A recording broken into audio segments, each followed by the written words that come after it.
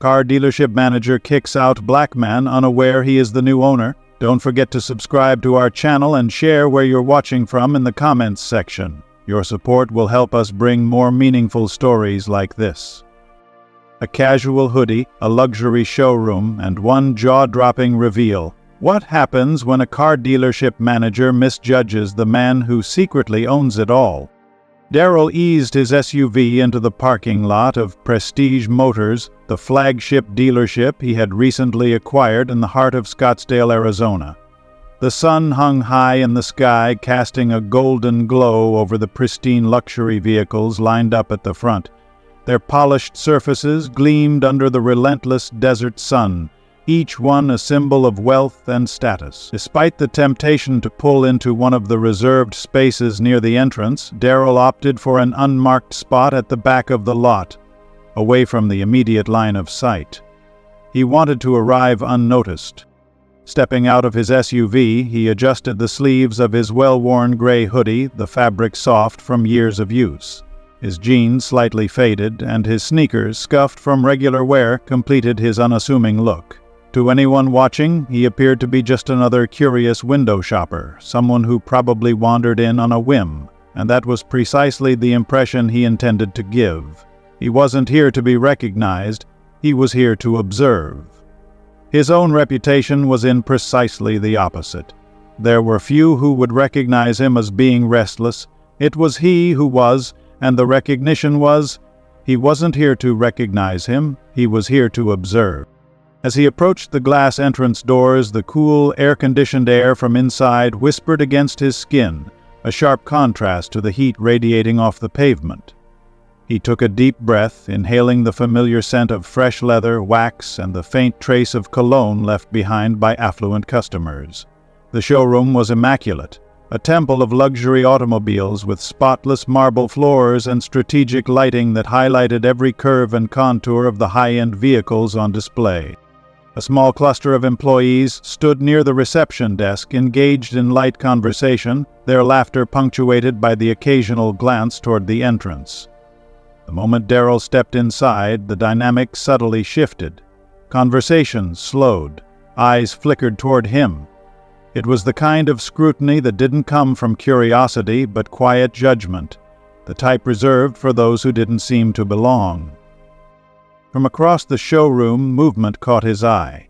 A woman in her late 40s, impeccably dressed in a tailored navy blazer and matching slacks, strode toward him with the precision of someone accustomed to control. Her platinum blonde hair was styled in a sleek, no-nonsense bob, and the clipboard tucked under her arm was more than just an accessory. It was a statement. Susan. Daryl recognized her immediately. She was the dealership's sales manager, a woman known for her sharp instincts and even sharper tongue. Her polished heels clicked against the glossy floor as she closed the distance between them, her expression neutral yet guarded. "Excuse me," she began, her voice smooth but clipped, the kind of tone used when assessing whether someone was worth the time. "Can I help you with something?" Daryl met her gaze with an easy smile, his demeanor relaxed. "Just here to look around," he said, gesturing toward the showroom's pristine selection of luxury cars. Susan's eyes swept over him, taking in the casual hoodie, the well-worn jeans, and the sneakers. Her polite mask didn't slip entirely, but there was a flicker, an almost imperceptible hesitation before she responded. "Are you shopping for a car today?" she asked, though the skepticism in her voice suggested she had already decided the answer. "Something like that," Daryl replied smoothly, his expression unreadable. Susan's lips pressed together for the briefest moment, a forced smile returning as she nodded. "Well, we cater to a very specific clientele here. Most of our inventory requires pre-qualification. Perhaps I could recommend—" Before she could finish, a voice called from across the room. "Hey, Susan, the delivery guy is here." She turned her head slightly, acknowledging the comment with a quick nod before refocusing on Daryl. It was subtle, but he caught the way her posture shifted, the way her attention snapped back to him as if ensuring he wouldn't wander too far, wouldn't touch anything he wasn't meant to. Darrell raised an eyebrow but kept his tone light. "You're assuming I'm not qualified?" The question caught her off guard, if only for a moment. She recovered quickly, straightening her shoulders as she maintained her composed smile. "I'm just trying to save you some time," she said smoothly, though the words carried an unmistakable edge. "These vehicles start at 6 figures. Maybe I can direct you to—" Darrell didn't react immediately. Instead, he let the moment, allowing the weight of her assumptions to linger between them. Then, with deliberate ease, he turned his attention to a sleek silver coupe nearby. It was a beauty. Aggressive lines, an impeccable finish, and an aura of raw power. He reached out, his fingers brushing the handle lightly. "Nice car," he remarked casually, glancing back at Susan. Her smile tightened, but she said nothing. The moment was far from over. Darrell smiled faintly, but it didn't reach his eyes. He'd seen enough. "That's quite the assumption," he said softly. The statement hung in the air, and for a brief moment Susan faltered. Then, regaining her composure, she straightened her shoulders. "I'll be back with a list of options," she said, walking away briskly. Darrell watched her go, his expression unreadable. He turned back to the silver coupe, his reflection staring back at him in the glossy finish. This was going to be an interesting day, he thought. Darrell stood in the center of the showroom, hands in his pockets, his gaze drifting over the lineup of cars. He wasn't one to jump to conclusions, but Susan's dismissive attitude was hard to ignore. Around him, the staff had resumed their conversations, though he caught the occasional glance in his direction. It was the kind of scrutiny he'd become accustomed to over the years, the silent judgment, the coded looks. Susan returned a moment later, her clipboard clutched tightly as though it were a shield. Her brisk stride and forced smile betrayed her annoyance. "All right," she said, stopping a few feet away from him. "I've compiled a few options that might be more suitable for your situation." Darrell tilted his head slightly. "My situation?"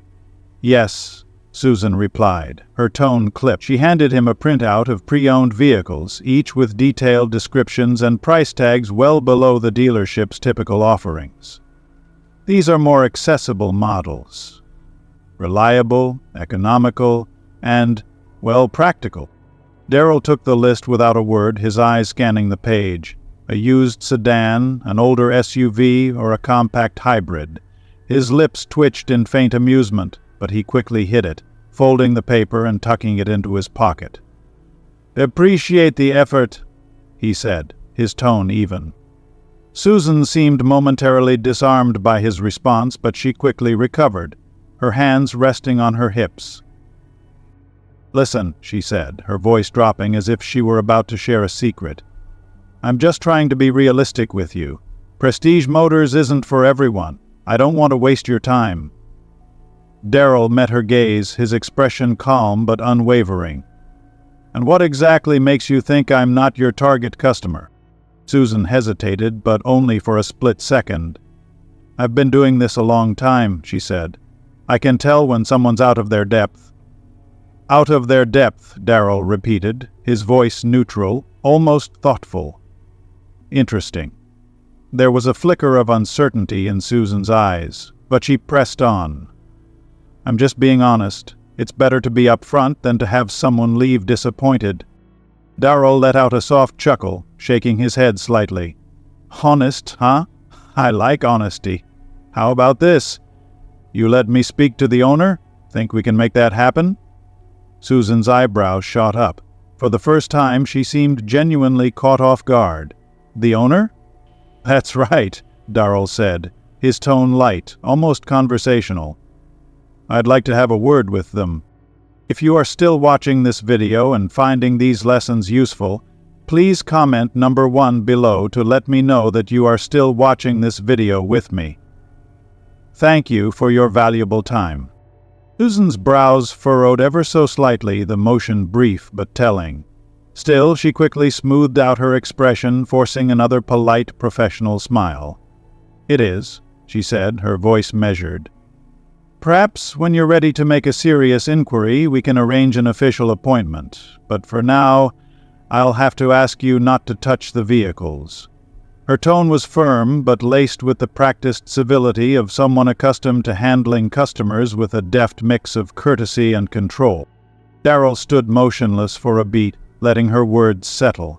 Then, with an almost imperceptible sigh, he withdrew his hands from the sleek hood of the car and slid them casually into his pockets. He gave a slow, deliberate nod before gesturing for her to continue. "All right. Let's hear it then. What would you recommend for someone like me?" Susan blinked, caught off guard by his directness. Her mouth opened slightly as if to respond, but before she could find the right words, Darrell spoke again. "If you think you know what I need, I'm all ears." For the first time, the well-rehearsed professionalism in her demeanor cracked, just slightly, allowing a glimpse of something less composed underneath. Impatience, perhaps. "Maybe something a little more budget-friendly," she said, her words sharper now, though she masked it with a conciliatory nod. "I can give you directions to a dealership that specializes in pre-owned vehicles." Darrell's lips curled into a faint smile, though it failed to reach his eyes. He studied her for a moment before replying, his voice quiet, almost thoughtful. "That's quite the assumption." The words hung between them, weighty in their simplicity. Susan hesitated, if only for a fraction of a second, before swiftly regaining her composure. She squared her shoulders, her grip tightening on the clipboard in her hand. "I'll be back with a list of options," she said briskly, pivoting on her heel and walking away with a sense of finality. Darrell watched her retreating figure, his expression unreadable. Slowly he turned back to the silver coupe, his reflection staring back at him in the glossy finish of the hood. His fingers twitched in his pockets. This was going to be an interesting day. He remained standing in the center of the showroom, his presence an anomaly amid the calculated elegance of Prestige Motors. Around him, employees resumed their conversations, but their subtle glances in his direction did not go unnoticed. It was a familiar sensation. The quiet scrutiny, the unspoken evaluations that carried the weight of assumptions. He had encountered it before, countless times, and yet it never ceased to amuse him. Susan reappeared moments later, clipboard clutched like a shield, her stride brisk and businesslike. When she stopped in front of him, she inhaled deeply before offering another professional smile, one that didn't quite reach her eyes. "All right," she said, standing a few feet away, as though maintaining a deliberate boundary. "I've compiled a few options that might be more suitable for your situation." Darrell tilted his head slightly, catching the phrasing. "My situation?" "Yes," Susan confirmed, her tone clipped, businesslike. She handed him a neatly printed list of vehicles, each accompanied by detailed specifications, mileage, and price tags that were notably below the dealership's usual offerings. "These are reliable, economical choices, practical." Darrell took the list, his gaze flicking across the selections. An older model sedan, a mid-range SUV, a compact hybrid. His lips twitched with faint amusement, but he concealed it quickly. Folding the paper with care, he tucked it into his pocket. "Appreciate the effort," he said evenly, his voice giving away nothing. Susan hesitated for just a moment, her fingers twitching as if she wanted to snatch the paper back. Instead, she planted her hands on her hips, leaning forward slightly. "Listen," she said, lowering her voice as if confiding in him. "I'm just trying to be realistic with you. Prestige Motors isn't for everyone. I don't want to waste your time." Darrell met her gaze steadily, his posture relaxed yet unwavering. "And what exactly makes you think I'm not your target customer?" Another hesitation, this one slightly longer. "I've been in this business for a long time," Susan said finally, her voice carrying the weight of experience. "I can tell when someone's out of their depth." Darrell repeated her words softly, almost as if testing them. "Out of their depth." A thoughtful pause followed before he gave a slow nod. "Interesting. Something flickered in Susan's eyes, a brief shadow of uncertainty, but she quickly suppressed it. "I'm just being honest," she continued, pressing on with the confidence of someone who had long since decided they were right. "It's better to be upfront than to have someone leave disappointed." Darrell exhaled a chuckle, shaking his head slightly. "Honest, huh? I like honesty. How about this? You let me speak to the owner? Think we can make that happen?" Susan's eyebrows shot up, the first genuine reaction she had shown. For a brief moment she was caught off guard. "The owner?" "That's right," Darrell said smoothly, his tone light, almost conversational. "I'd like to have a word with them." Silence stretched between them for just a moment too long. Susan swallowed, her fingers tightening on her clipboard. I suppose I can check if they're available," she said, her voice noticeably less certain than before. Darrell smiled. Not the faint, unreadable smirk from earlier, but something warmer, more knowing. "I'd appreciate that." Susan's lips twitched in a poor attempt at a smile, though the effort was strained at best. She exhaled sharply through her nose, hands tightening around the clipboard she held. "Well, that's not possible today. The owner doesn't just drop by for casual visits. They're a very busy person with a packed schedule." Darrell tilted his head slightly, his expression unreadable. "I'm sure they are," he said, his voice calm, measured. He took a step closer to the desk, resting his hands on the polished surface between them. "But maybe you could give them a call. Just let them know I'm here. I have a strong feeling they'd want to meet me." Susan's grip on the clipboard tightened, her patience getting thinner by the second. Her forced smile faltered, her features hardening. "Look, sir," she said, her tone still carrying a professional edge but now laced with irritation. "I'm trying to be as polite as possible, but this is getting ridiculous. I have other customers to attend to, actual buyers who are interested in making a purchase today. If you're serious about getting a car, we can schedule an appointment with one of our sales consultants. Otherwise..." "Otherwise what?" Darrell cut in smoothly, his voice still composed, yet carrying an unmistakable sharpness now. The slight shift in his tone was subtle but effective, forcing Susan to pause. Her eyes narrowed and her posture stiffened. "Otherwise," she said, her voice firmer now, "I'm going to have to ask you to leave." The words hung in the air between them, the weight of her authority pressing down. A hush fell over the showroom, the distant hum of conversation and the clatter of keyboards fading into the background.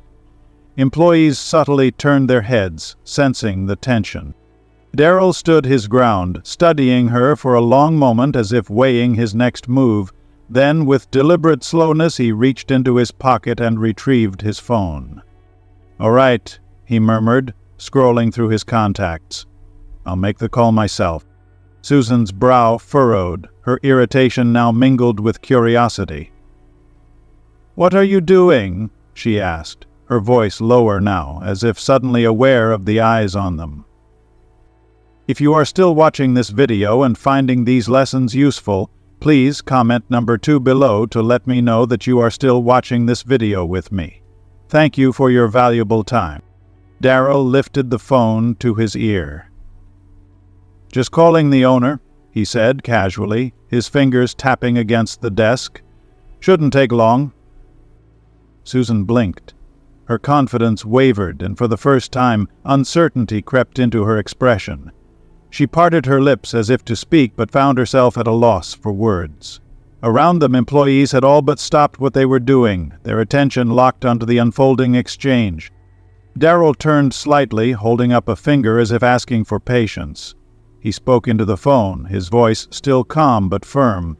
"Yeah, it's me. I'm at the dealership. Everything's fine. Just a little misunderstanding. Could you let them know I'm here?" He paused, listening to the response on the other end. Then, with a small nod, he ended the call and slipped the phone back into his pocket. Turning back to Susan, he met her gaze evenly. "They'll be here shortly." The color drained slightly from Susan's face. Her throat bobbed as she swallowed. Who "Who did you just call?"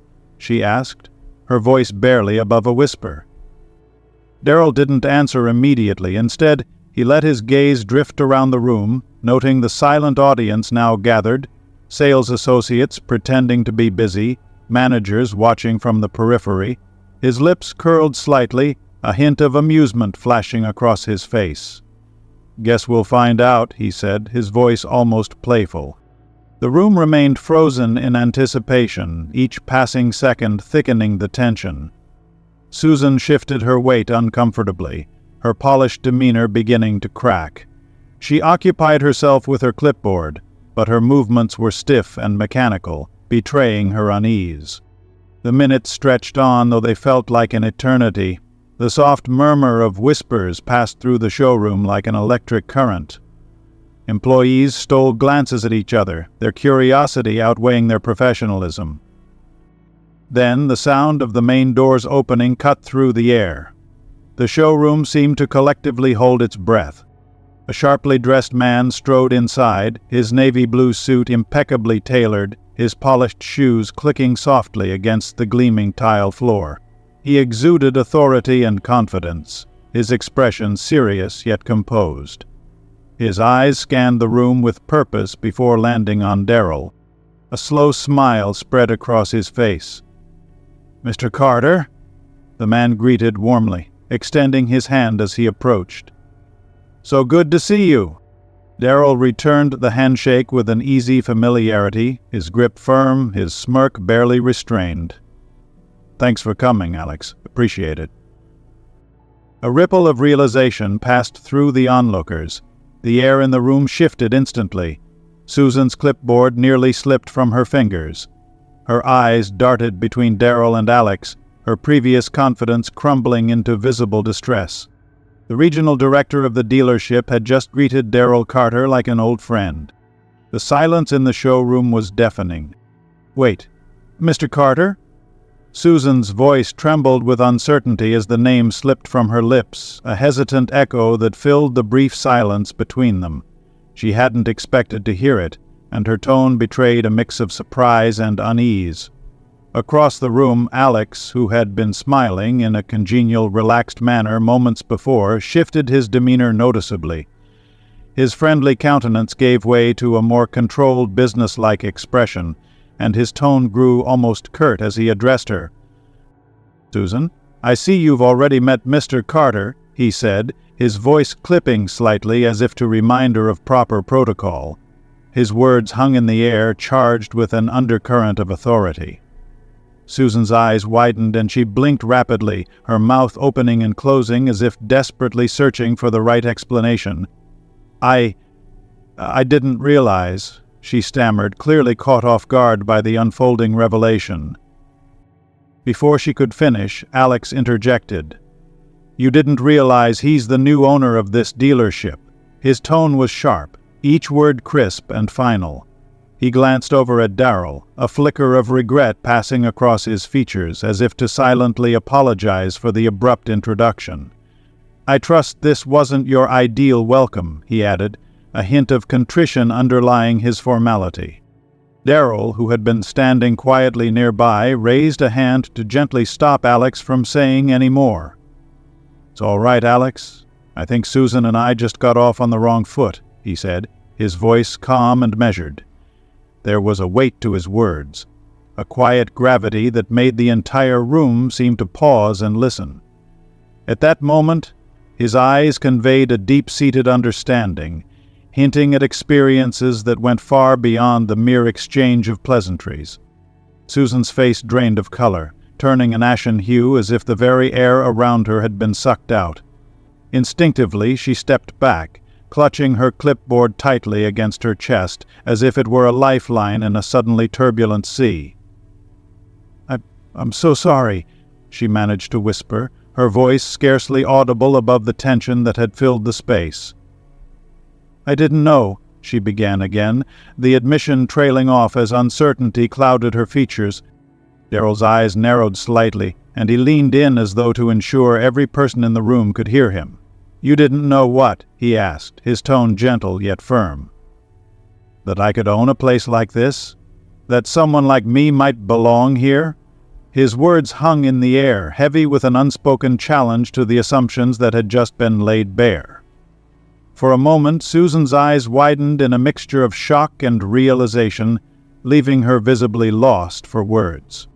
She opened her mouth as if to protest, but no sound came out, only a heavy, suffocating silence that seemed to answer Darrell on her behalf. He regarded her quietly, nodding as if her inability to speak confirmed his suspicions. Then, shifting his focus to Alex, he spoke with a newfound authority that brooked no argument. "Let's gather everyone in the conference room," he declared. "I think it's time we had a little chat about how things are run around here." Soon, employees began filing into the sleek, modern conference room.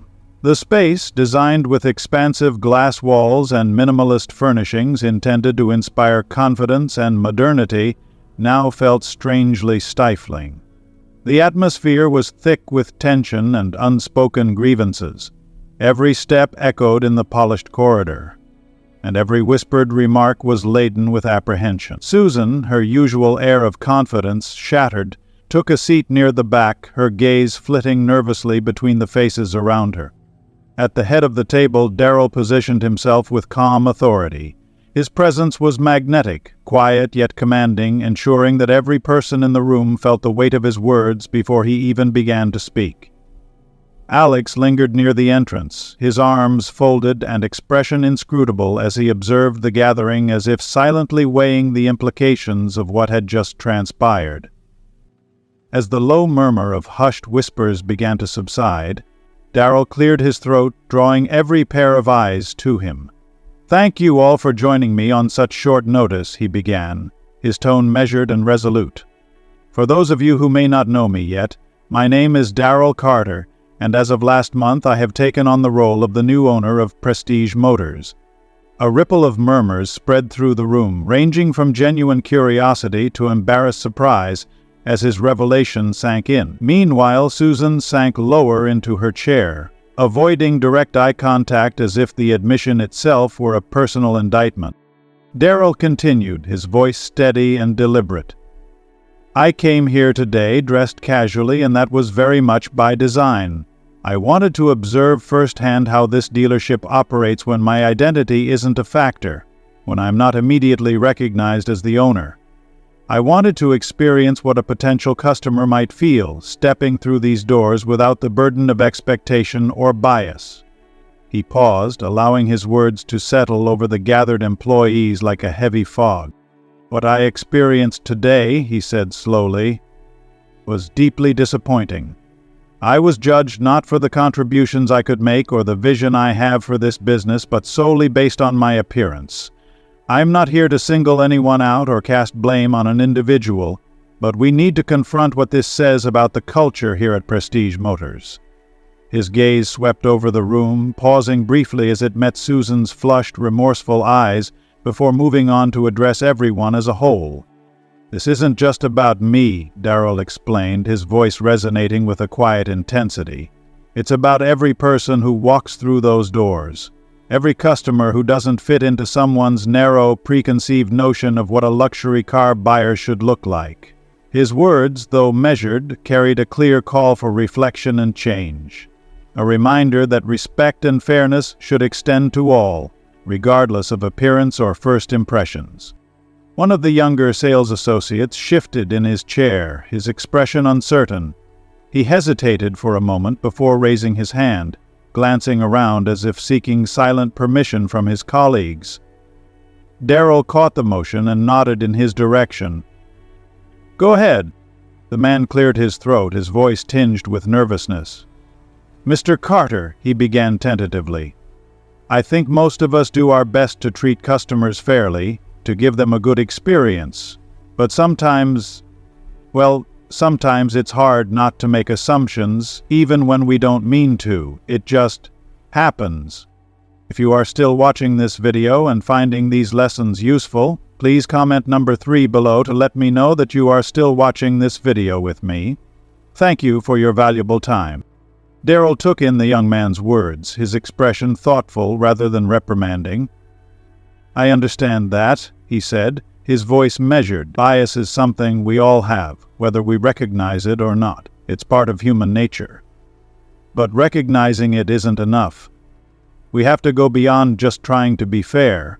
We have to actively challenge those biases, question our first impressions, and make sure that every person who walks through our doors feels respected, no matter their background, appearance, or anything else.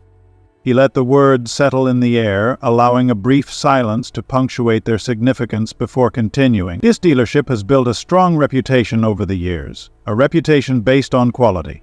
But excellence isn't just about the cars we sell or the numbers we hit.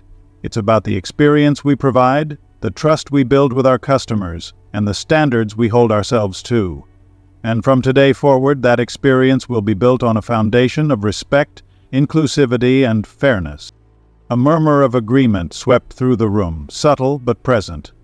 Some employees nodded, others exchanged glances, but a few remained silent, their expressions unreadable.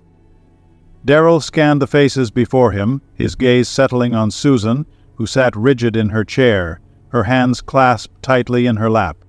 "Susan," he said, his tone firm but not unkind, "I want to allow you to speak. Is there anything you'd like to say?" The air in the room seemed to shift as every pair of eyes turned toward her. She hesitated, the color rising in her cheeks, and for a long moment it seemed as though she might remain silent. But then, in a voice barely above a whisper, she spoke. "I made a mistake," she admitted, her voice wavering but sincere. "I misjudged you, and for that, I'm truly sorry." Darrell studied her for a moment, his expression unreadable. Then he nodded. "Thank you for acknowledging that," he said evenly. "It takes integrity to own up to mistakes. But I want to make one thing clear. This isn't just about you. It's about all of us. Because change doesn't happen without accountability." He turned back to the rest of the team, his gaze sweeping across the room. "Starting immediately, we'll be implementing new training programs to ensure that this dealership represents the values I stand for. Values that should have been in place from the beginning.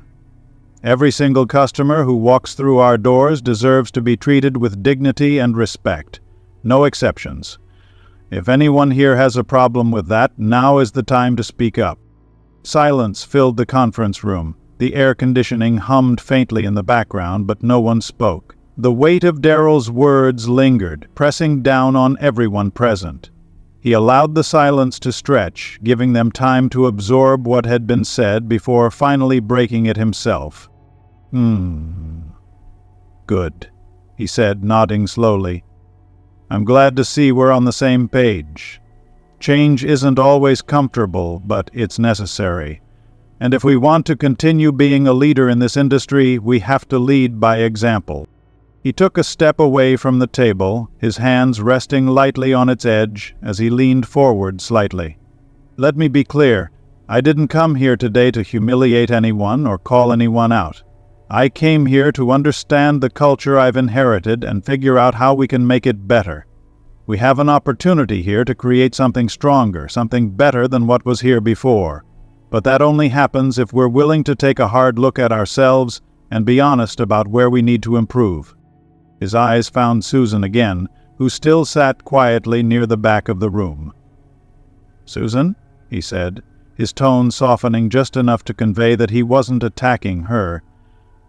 "You're an experienced manager. I know you've worked hard to get to where you are, but today should serve as a wake-up call. Not just for you, but for all of us." Susan lifted her head, meeting his gaze for the first time. There was no defiance in her eyes, only quiet understanding. "I get it," she said, her voice shaky but resolute. "I was wrong, and I'll do whatever it takes to make this right." Darrell nodded again, this time with a small but genuine hint of approval. "That's all I ask," he said. "Let's move forward. Together." And that's a wrap. This story is a powerful reminder of why we should never judge a book by its cover. Assumptions can be misleading, And in this case, Susan's quick judgment almost cost her a chance to make an incredible impression on the owner himself. It's a lesson in humility, respect, and the importance of treating everyone with the same level of professionalism, because you never know who you're speaking to. Now, I want to hear from you. What did you learn from this story? Have you ever experienced or witnessed a situation like this in real life? Drop a comment below and share one key takeaway that you'll carry with you moving forward. How will you apply this lesson in your own life? And of course, if you enjoyed this video, don't forget to hit that like button, share it with your friends, and subscribe to our YouTube channel for more eye-opening stories like this. Your support means the world to us, and we can't wait to bring you more amazing content. Thanks for watching, and we'll see you in the next video.